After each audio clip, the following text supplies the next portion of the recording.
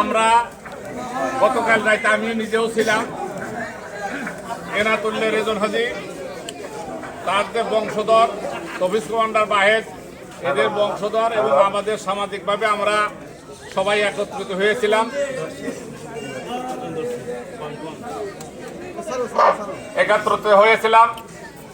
সেখানে বিশেষ করে আমাদের গোলাম রব্বানী এবং হাসান ওরা দুইজনও ছিল। আমাদের মধ্যে যে সমস্ত সমস্যা ছিল সবার সাথে আলোচনা করে সবার কথা শুনে আমরা তাদের আলহামদুলিল্লাহ সান্ত্বনা দিতে পেরেছি। সবাই আমরা এক ছাতার তলে হয়েছি।